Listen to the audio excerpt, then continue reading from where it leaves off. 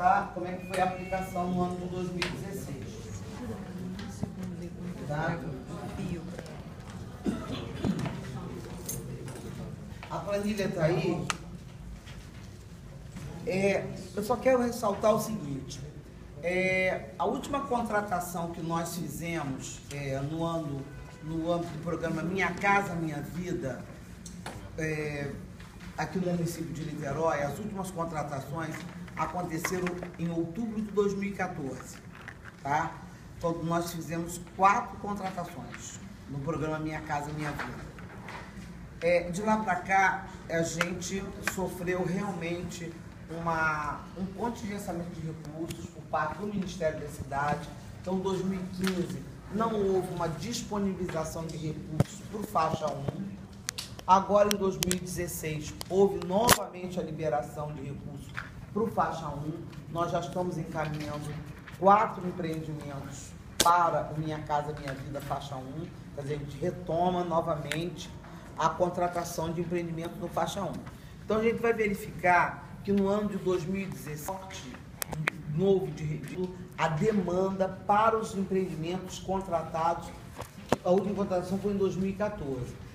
A gente, para conseguir, entre contratar e entregar um empreendimento desse, a gente tem levado mais ou menos 2 anos, tá? Entre o início, entre a contratação e a entrega do empreendimento.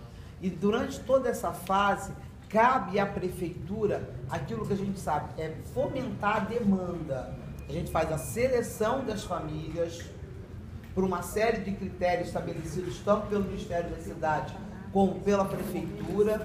Todo esse critério é feito através de edital, a seleção das famílias, e aí a gente começa a verificar quem tem perfil, quem não tem, e começa todo um trabalho técnico-social com essas famílias, desde a fase antes da ocupação do empreendimento, começa a acompanhar e monitorar essas famílias, depois o acompanhamento quando eles vão ainda a ocupar o empreendimento e depois numa fase pós-ocupação. Então, esse é o trabalho efetivamente da Secretaria de Habitação. Então, durante toda a construção do empreendimento, a gente tem que acompanhar, porque a gente acompanha também as famílias, tá? Esse é o papel basicamente da Secretaria de Habitação. Então, durante o ano de 2016, já vou abrir para você falar, tá, Regina? Só um minutinho. O que nós tivemos? Nós tivemos a aquisição de um terreno que a gente já vinha analisando, não foi um fato novo no ano de 2016. Esse terreno, nós já tínhamos, inclusive, iniciado a aprovação de um empreendimento desse terreno lá no Sapê, da imobiliária Maris Guia. Nós tínhamos já até iniciado a aprovação de um empreendimento lá no urbanismo de 600 unidades para o programa Minha Casa Minha Vida, com a Casa Plan, lá em 2014. Mas a gente, por uma série de motivos, depois a Casa Plan não mostrou mais interesse e a gente, esse projeto acabou ficando mais ou menos esquecido, nesse mesmo terreno da Maris Guia. A gente retomou, tá, o interesse na compra desse terreno da Maris Guia no ano passado, tá? Em 2016. Então a gente conseguiu finalizar a desapropriação dessa área para que a gente pudesse ali, então, implementar uma habitação de interesse social. Então fizemos a aquisição desse terreno com recursos do fundo, através de uma desapropriação dessa terra. Nós demos continuidade aí já na área de regularização fundiária ao contrato do papel passado, que são 2 regularizações fundiárias que nós estamos fazendo dentro do programa Papel Passado, só titulação. Essa regularização fundiária, desde 2013, quando eu assumi essa subsecretaria na Secretaria de Habitação, que o Ministério da Cidade não disponibiliza nenhum programa de regularização fundiária, pelo menos do jeito que a gente entende que seria o ideal, que passasse pela urbanização da favela até a titulação daqueles lotes. O único programa que disponibilizou nesses últimos 4 anos, hoje 5 anos, foi esse programa Papel Passado, que só tem foco na titulação dos lotes. Você tem que ter uma comunidade já urbanizada que esteja pendente só de titulação, de receber o título, né? Não tem nenhum problema estrutural, nenhum problema crônico de urbanização que você possa apenas titular. E foi esse programa Papel Passado. Por isso mesmo é que nós escolhemos, em verdade escolhemos 3. 2 comunidades. Aí, porque já havia iniciado lá atrás, no governo Godofredo, esse programa de titulação daquelas unidades, e o conjunto Carlos Gomes, que foi um conjunto habitacional. Vocês vão entrar, por favor? Fique à vontade. O conjunto Carlos Gomes, boa noite. Foi um conjunto habitacional construído pela EMUSA em 2004 para reassentar 16 famílias, tá? Só que os títulos não foram dados naquela oportunidade. Então nós escolhemos esse conjunto habitacional para que nós pudéssemos titular. E a gente descobre que não é muito fácil titular, não, tá? É um processo complexo, porque envolve tanto órgãos, entes internos da prefeitura, como cartório e uma série de outros organismos externos. E isso demanda muito tempo e esse processo é muito complexo. Nós iniciamos essa titulação efetivamente em janeiro de 2016, tá? E nós ainda estamos concluindo essa titulação. Estamos finalizando agora essa titulação. A gente espera estar terminando agora, entregando esses títulos agora no segundo semestre de 2017. Para essas 2 comunidades.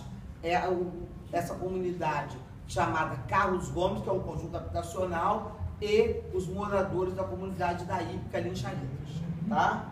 Que é o Papel Passado. Um outro trabalho que nós fizemos em 2016 com recurso do fundo foram as obras de terraplanagem e infraestrutura do Caramujo. Isso aqui foi para terminar o nosso empreendimento lá do Caramujo. Um contrato aí no começo, a gente gera um contrato lá do começo da obra e o final desse contrato para finalizar a terraplanagem daquela parte que é pública, aquela rua que é pública no empreendimento. O final desse contrato foi pago agora em 2016, quando finalizou aquela rua do meio do empreendimento, aquela rua que é pública. Nós temos um terreno que é público, próprio público, no bairro de Fátima, e nós pretendemos vender esse terreno para ali edificar o Minha Casa Minha Vida, no bairro de Fátima. E esse terreno precisava de uma limpeza, para que a gente pudesse, evidentemente, até apresentar esse terreno, tá? Porque do jeito que estava, não poderia fazer uma visita para que as pessoas, os empresários interessados, para poder propor o empreendimento Minha Casa Minha Vida, pudessem conhecer o terreno. Então foi contratada uma limpeza lá do terreno, tá? Foi essa outra utilização aí, a limpeza do terreno do bairro de Fátima. E outra coisa que isso aqui foi o pagamento da empresa que presta o serviço do cadastro habitacional, R$30.000. Foram os valores que nós utilizamos do Fundo de Habitação no ano 2016. O Fundo de Habitação, eu imagino que, não sei se todos os senhores sabem, ele só pode ser movimentado através de voto, tá? Com autorização do conselho deliberativo dele, que é o conselho gestor do Fundo de Habitação. Então, todas essas movimentações aqui foram precedidas de voto, tá? De um dos conselheiros, apresentada ao conselho e aprovada pelo conselho. E, por um acaso, todos esses votos foram aprovados com unanimidade, tá? O Fundo de Habitação já prestou conta a todos os órgãos a quem tem que prestar conta, já prestou conta dos seus dados de 2016 para a Caixa Econômica Matriz, que tem que prestar conta, já prestou conta aos seus conselheiros e já prestou conta ao TCE, tá? Então, todas as prestações de conta que o Fundo de Habitação teria que fazer, por isso mesmo nós estamos trazendo agora para vocês a utilização, inclusive com a autorização do Conselho Gestor do Fundo de Habitação, para que trouxéssemos para vocês, tá? Nossa utilização do ano passado. Tem uma outra folhinha aí, que vocês queriam também conhecer, que é o nosso saldo do fundo de habitação. Tá aí com vocês também. Você disponibilizou? Cristina, levanta aí, Cristina. É a nossa diretora lá, é a nossa coordenadora do fundo, é a nossa guardiã do fundo de habitação, tá? É ela que controla esse fundo de habitação lá com muito carinho. Nossos votos, é a nossa secretária, faz todo o trabalho do fundo. Esse aqui é o saldo atual, 30 de junho, do fundo de habitação. 10.964.000, tá? O fundo de habitação, hoje, ele pode receber várias fontes, né, de recursos. Ele pode receber. Mas hoje, basicamente, ele vive do solo criado. E aí o Barão de Gil pode falar melhor que eu.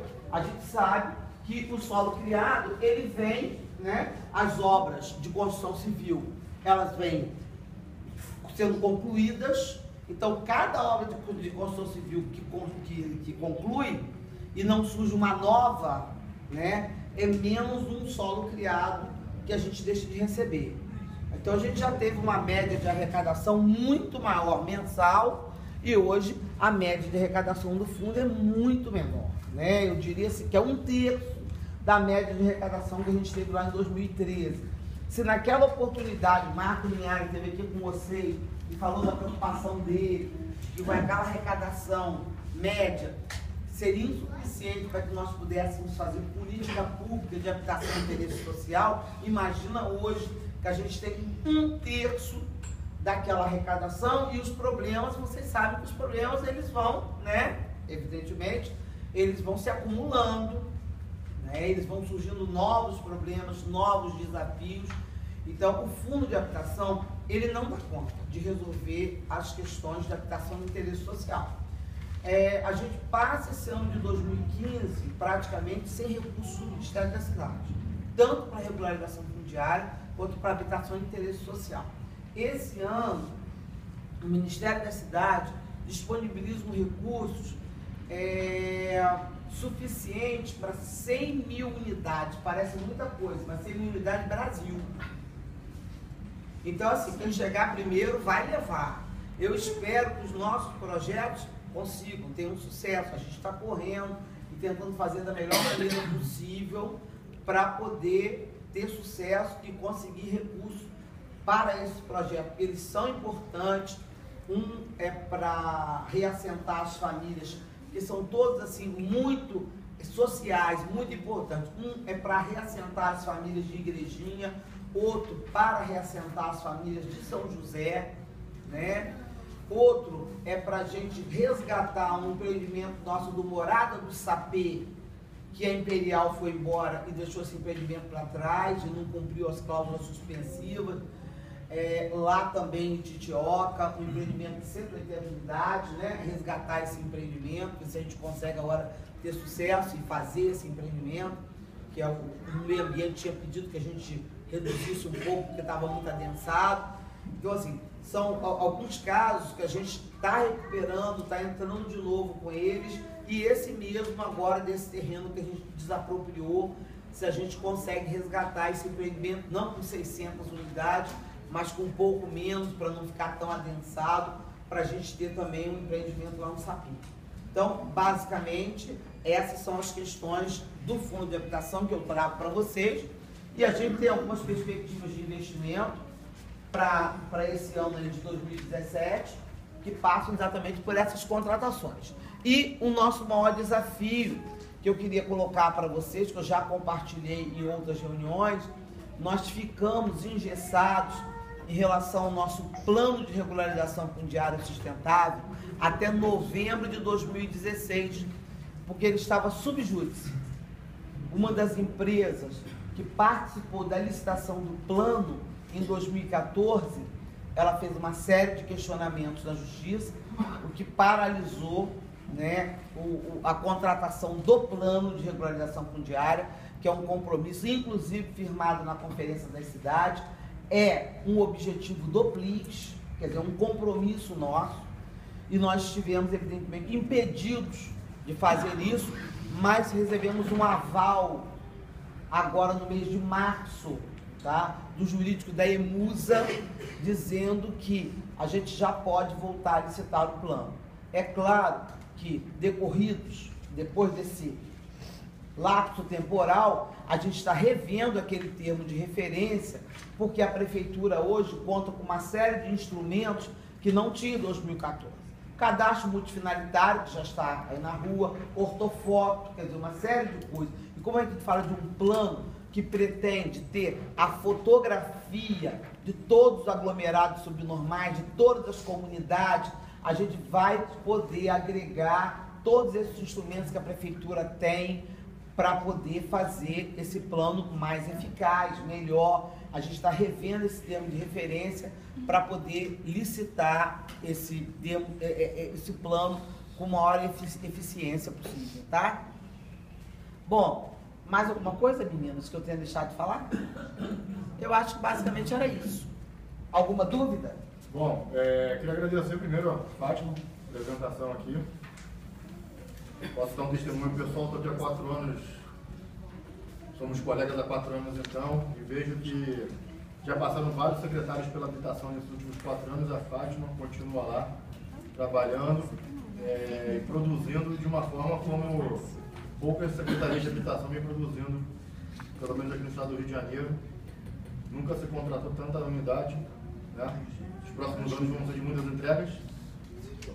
Né? 1.520 até o final de 2018. 1.520. É. E... Não, até o final de 2018 que eu tô falando. São 1.520 até o final de 2018. Então, tá? Conhecido como ano que vem, então. É. Então, não até o final do mandato. Não. Então, assim, queria dar os parabéns aqui. Obrigado por também agradecer também em nome da Fátima, como secretário de Habitação, por ter atendido aqui a convocação do Conselho para essa prestação de contas, e passo agora a palavra para as conselheiras e conselheiros que queiram fazer. Deixa eu dar só mais um detalhe, gente. A Secretaria de Fazenda, o Fundo de Habitação, a Secretaria de Habitação faz a gestão operacional do fundo. E a Secretaria de Fazenda faz a gestão contábil e financeira. A Secretaria de Fazenda disponibiliza mensalmente no site da Prefeitura o saldo do Fundo de Habitação, tá? Então, o saldo do Fundo de Habitação está no portal da Prefeitura, tá? Portal da Transparência. Se vocês quiserem acompanhar todo mês, vocês podem acompanhar o saldo do Fundo de Habitação, porque está no portal da Transparência, porque a Secretaria de Fazenda disponibiliza, tá? Tá bom. Só isso. Obrigado, viu, Fátima. gente? Conselheiros e conselheiras? Conselheira Regina? Boa noite a todos. Obrigada, Fátima. Muito solícito, muito eficiente. Na verdade, quer dizer, fui eu que venho fazendo insistentemente a proposta de prestação de contas do fundo, que era uma proposta maior, que eu hoje reafirmo a necessidade. Eu acho que a situação da habitação, eu diria que é catastrófica. O fundo não tem dinheiro para tratar da dimensão do problema de habitação que temos nessa cidade. A gente tem visto aqui no Compur a apresentação de belíssimos projetos, nenhum deles no valor dessa ínfima quantia de 10 milhões. Nenhum deles. E quando a gente pergunta assim, mas e para as áreas populares que estão dentro desse território que está tão belamente tratado? Não. O Ministério das Cidades vai dar o dinheiro. Só que a gente sabe que o Ministério das Cidades não vai dar o dinheiro. O governo Temer, se a gente pode chamar assim, está tirando todos os direitos, está diminuindo a parte social. Isso já vinha num decrescendo. Não é à toa que nós tivemos essa produção que eu acho ínfima, em 6 anos. Nós não estamos falando de agora, estamos falando de 6 anos. E não é por causa da Secretaria de Habitação, porque Marcos Linhares já disse aqui, quando que ele saiu? 2 anos? Ele saiu em 2015. Exatamente. Ele disse textualmente, com este orçamento não se dá conta do problema de habitação de Niterói. Eu acho que esse Compur tinha que dedicar uma reunião para discutir seriamente o que nós vamos aconselhar o Executivo Municipal a fazer com a área de habitação. E aí, se formos voto vencido, seremos, acabou, nunca mais eu falo de habitação aqui. Agora, enquanto a gente não tiver uma discussão clara da diretriz, eu quero escutar com todas as letras, a habitação não é prioridade, ou então, se é, vamos mostrar que é. A gente não pode mais ficar fazendo de conta. Eu estou com um documento aqui, Fátima conhece, que foi a primeira a receber, de 2014, que tem um telhado que vai cair na cabeça de 17 famílias. Está aqui seu Gilmar. E nós já entregamos o documento com um dossiê, com fotos, um laudo técnico, tem o laudo da Defesa Civil, e até hoje nós entregamos para a secretária Maria Célia, para o ex-vice-prefeito, para o secretário, eles fizeram o registro no Minha Casa Minha Vida e continuam a morar lá. A cada chuva, eles muito mais que eu me lembro, agora eles ficam no pavor do telhado via baixo. Então, eu acho que a gente está na hora de tratar seriamente. Nós vamos deixar acontecer mais um Bumba nessa cidade? Porque na véspera do Bumba, eu fui ao Bumba. Aquilo era evidente, eu não sou especialista em risco, nunca disse que sou, mas aquilo era evidente para qualquer pessoa. Era um bolo, sabe aquele bolo de Campos que tem aquelas camadas? Era terra, lixo, e o... como é? Chorume correndo. Gente, ia cair, lógico. Qualquer ser minimamente racional via. Agora, as pessoas estão lá porque elas querem, vão botar as famílias dela em área de risco porque escolhi botar. É lógico que não. Não existe alternativa. E nós estamos numa época que está ficando cada vez mais difícil. Então, quando eu vejo a prefeitura desapropriar terreno, em vez de ter colocado lá ocupação compulsória, desapropriação com título da dívida pública e IPTU progressivo, não vai desapropriar com preço de mercado. Ora, nós estamos brincando. Isso é planejamento. Planejamento não é apenas tornar o centro bonito. Não é só ampliar a Marquês de Paraná e deixar construir um mais luxuoso shopping da cidade de Niterói, que, aliás, vai criar um fluxo de carros, porque ninguém me convence que as madames de Caraí vão andando, passeando pelas calçadas tratadas para ir ao shopping. Me desculpe, isso parece até brincadeira.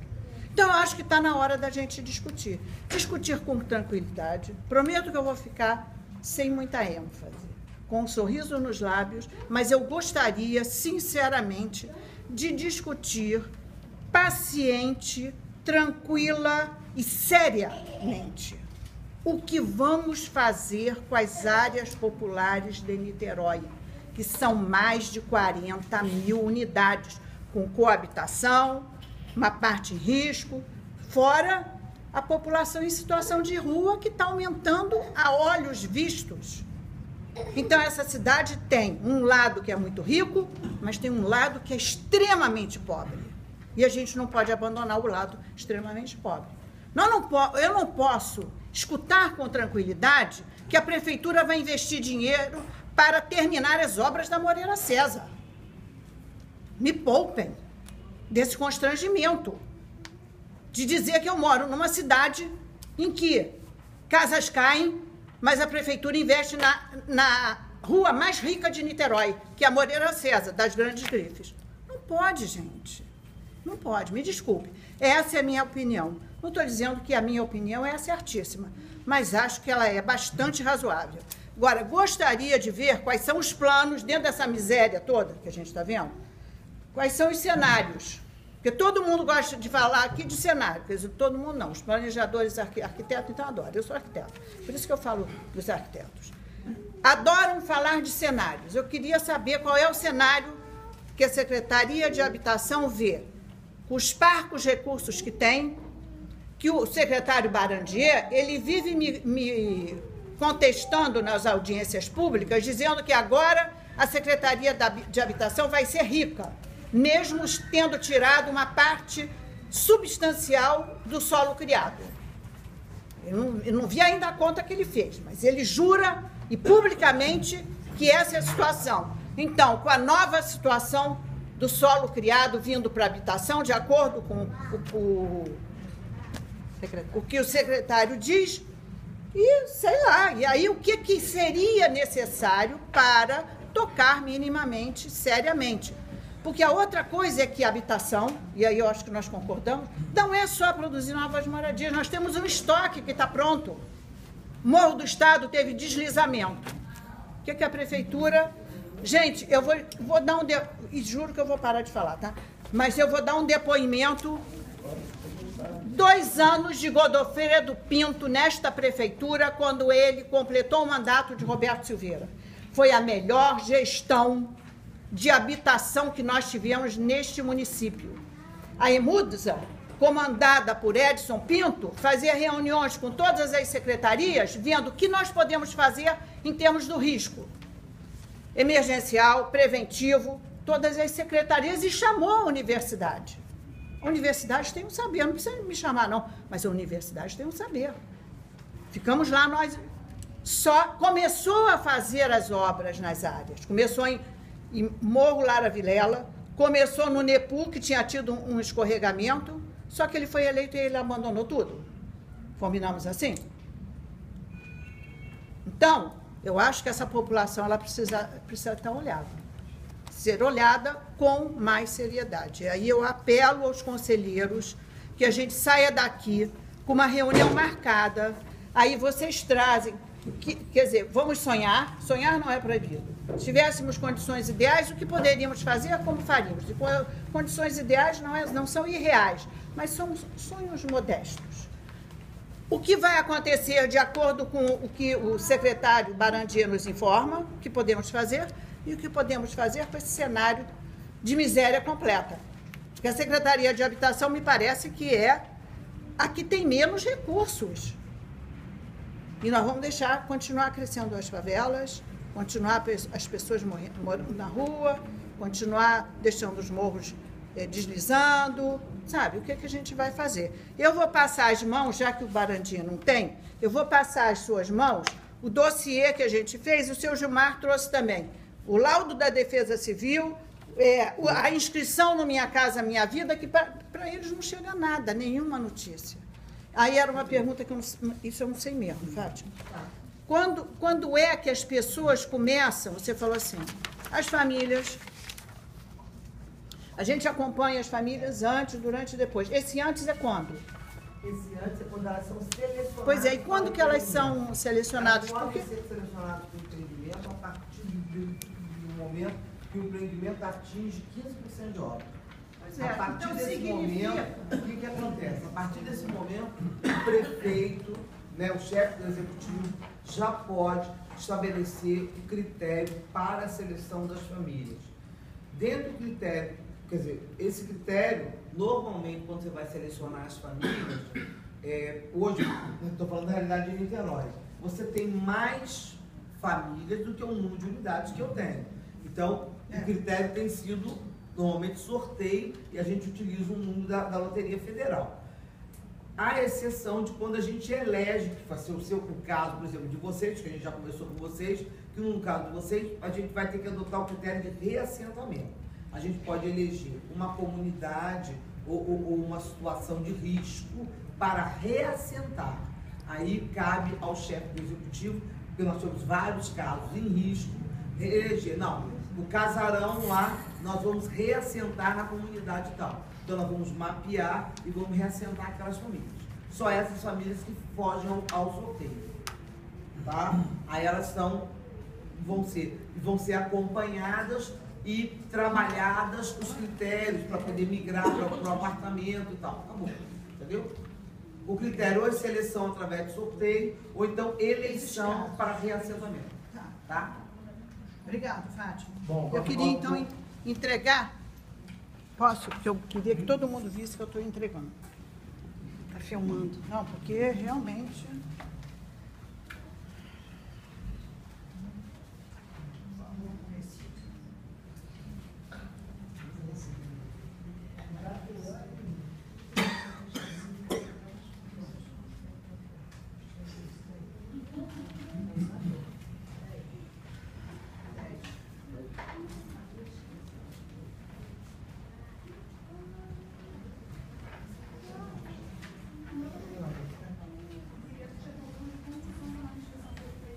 Bom, passo a palavra agora para o conselheiro Amansos.